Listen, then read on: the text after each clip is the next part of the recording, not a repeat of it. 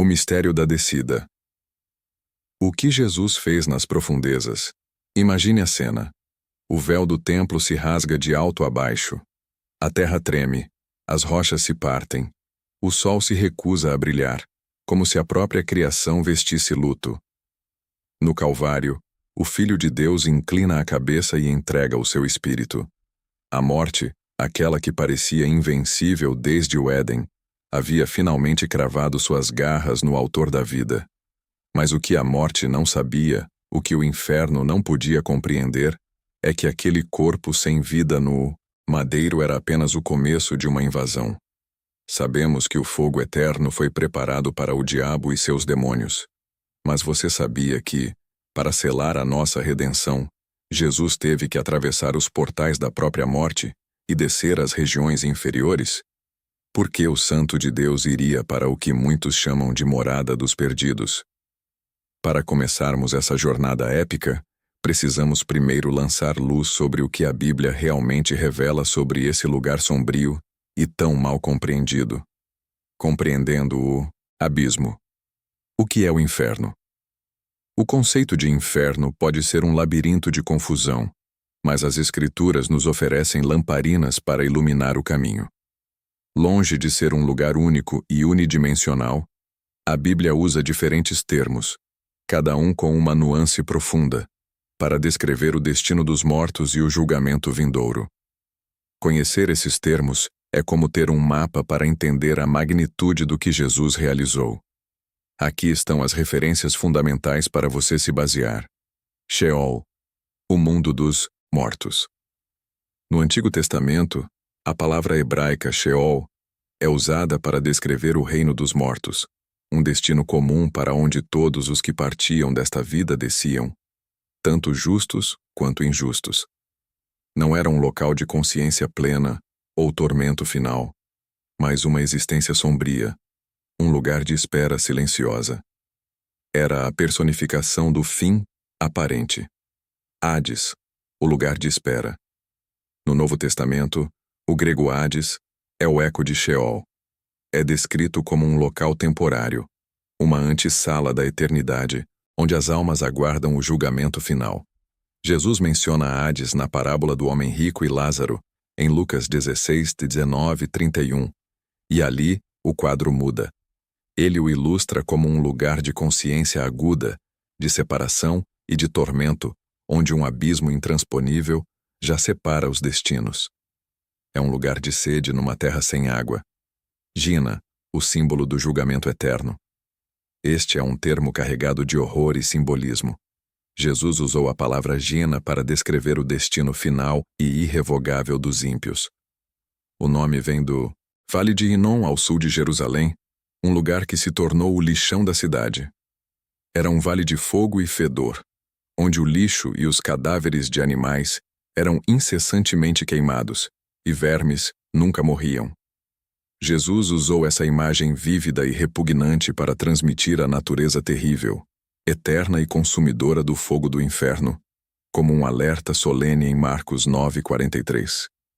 É melhor entrar na vida mutilado do que ser lançado inteiro na Geena. Lago de Fogo, o destino final. No livro de Apocalipse, a revelação final nos é dada. O Lago de Fogo é o ponto final da jornada do mal. É descrito como o destino derradeiro de Satanás, seus anjos, a própria morte, o Hades e todos aqueles cujos nomes não estão escritos no livro da vida. É a segunda morte, o tormento eterno, a separação consumada e definitiva de Deus, como lemos em Apocalipse 20, 10, 15. Esses termos, Sheol, Hades, temporários, e Gena, Lago de Fogo, finais, nos pintam um quadro solene. Mas apesar dessas claras articulações na Bíblia sobre a natureza do inferno, ainda existem equívocos perigosos e levianos que precisam ser dissipados antes de prosseguirmos, para que nossa compreensão seja pura, desfazendo os enganos comuns. Sobre o inferno, antes de Jesus descer, a humanidade tinha apenas sombras e medos. Hoje, muitos ainda brincam com essa realidade. Vamos esclarecer a verdade. Primeiro equívoco: o inferno é o reino do diabo, Muitos imaginam o inferno como um trono onde Satanás governa com um garfo em punho, atormentando as almas. A realidade bíblica é muito mais sóbria e aterrorizante para o diabo. O inferno é o local de punição preparado para Satanás e seus seguidores. Lá, o poder do acusador é completamente anulado por Deus. Ele não é o carcereiro. Ele é o prisioneiro mais ilustre, tão refém das chamas quanto aqueles que o seguiram. Não há tratamento especial. Jesus mesmo declara: então ele dirá aos que estiverem à sua esquerda: malditos, apartem-se de mim para o fogo eterno, preparado para o diabo e seus anjos. Mateus 25:41. O inferno é a prisão de Satanás, não o seu palácio. Segundo equívoco, o inferno é um lugar de festa. É chocante e profundamente triste ver como a cultura popular banalizou o inferno. Camisetas, enfeites e brincadeiras tratam o Hellfire como algo divertido e rebelde. Há quem diga: vou para o inferno para encontrar meus amigos e festejar. Isso não poderia estar mais longe da verdade. A Bíblia não descreve festa, mas sim um cenário de desespero absoluto. Choro e ranger de dentes. Ela fala de trevas exteriores, um lugar de total escuridão e separação de qualquer resquício da bondade e alegria de Deus. Em Mateus 8:12, Jesus é claro: mas os filhos do reino serão lançados para fora, nas trevas. Ali haverá choro e ranger de dentes. A escolha é tão somente esta: ou a paz de Deus, ou a agonia eterna do pecado. Terceiro equívoco: a ideia do purgatório. Em algumas tradições, existe a crença em um purgatório, uma espécie de estação de tratamento pós-morte, onde as almas são purificadas. É um conceito humano, nascido talvez da esperança, mas que não encontra respaldo nas Escrituras. A Bíblia é enfática: o destino eterno é selado no momento da morte, baseado na fé, ou na falta dela, em Jesus Cristo. E assim como aos homens está ordenado morrer em uma só vez, vindo depois disto o juízo. Hebreus 9:27. Não deposite sua esperança nessa mentira. Sua salvação só pode ser aperfeiçoada e garantida enquanto você respira. A boa notícia? Ela é gratuita. Já foi paga com o sangue de Jesus. E a oferta está de pé agora. Aceite-a e entre no reino de paz. Este é, sem dúvida, o melhor negócio de todos os tempos. Quarto equívoco: o imediatismo do inferno. Alguns pensam que, ao morrer, a pessoa ímpia é automaticamente lançada no lago de fogo. No entanto, a Bíblia aponta para um dia específico do julgamento final, descrito em Apocalipse 20:11-15. Até aquele grande e terrível dia, os mortos aguardam em estado de consciência e espera, seja em conforto, como os justos no paraíso, ou em tormento, como o rico na parábola de Lucas 16. O inferno final ainda está por vir. Quinto equívoco: a noção de aniquilacionismo. Há quem acredite que Deus, em sua misericórdia, simplesmente aniquilará os ímpios, deixando de existir.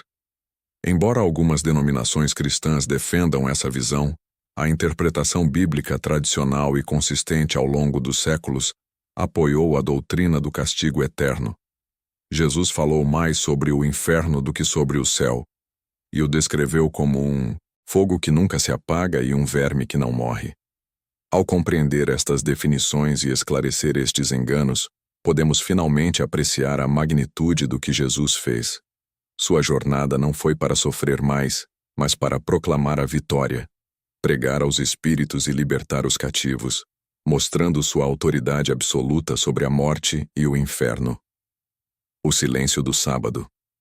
A morte e a descida. Para entender o que Jesus fez nas profundezas, precisamos sentir o peso do que aconteceu na superfície. O Filho de Deus. O Verbo que se fez carne foi pregado numa cruz romana. Traído por um beijo, julgado por um covarde, condenado por uma multidão. Apesar de ser a própria inocência encarnada, Jesus foi moído pelas nossas transgressões. Ele sofreu o escárnio dos soldados, a dor física excruciante da flagelação e dos cravos, e, finalmente, a morte por asfixia na cruz, a forma mais humilhante e brutal de execução do império. Depois que expirou, seu corpo sem vida foi descido da cruz por mãos trêmulas e, depositado às pressas num túmulo frio, selado por uma pedra pesada como o desespero dos seus discípulos. Foi um sábado de silêncio, um momento sombrio. Os seguidores de Jesus estavam imersos em tristeza e confusão, seus sonhos despedaçados aos pés daquela cruz. Eles ainda não compreendiam que a morte de Jesus não era um ponto final, mas o ponto de virada da história. Era o clímax do plano divino para a salvação. Mas enquanto o corpo repousava, o Espírito de Jesus, vivo e ativo, iniciava a marcha triunfal. Ele desceu, os atos de glória nas regiões infernais. Chegamos então ao coração do mistério. O que Jesus foi fazer no inferno? A Bíblia nos dá vislumbres dessa invasão que abalou as estruturas do abismo. 1. Pregando aos espíritos. Uma proclamação de vitória. Após sua morte, Jesus desceu ao Hades, onde pregou aos espíritos em prisão. De acordo com 1 Pedro 3, 18-20, esses espíritos eram aqueles que foram desobedientes nos dias de Noé, enquanto a paciência de Deus aguardava. O apóstolo Pedro descreve esse momento épico. Pois também Cristo morreu, uma única vez, pelos pecados, o justo pelos injustos, para conduzir-vos a Deus. Morto sim na carne, mas vivificado no espírito, no qual também foi e pregou aos espíritos em prisão, os quais, noutro tempo foram desobedientes, quando a longanimidade de Deus aguardava nos dias de Noé, enquanto se preparava a arca. Este ato não foi uma segunda chance para os demônios ou para aqueles gigantes do pecado. A Bíblia não ensina uma segunda oportunidade após a morte. O que aconteceu ali foi uma proclamação. Foi a entrada triunfal do rei no território inimigo para declarar, diante de todos os principados e potestades que ali estavam acorrentados, que a sentença havia sido cumprida. Foi o momento em que o executor da justiça divina mostrou aos condenados a prova do pagamento. Ele não foi como um prisioneiro, mas como um conquistador.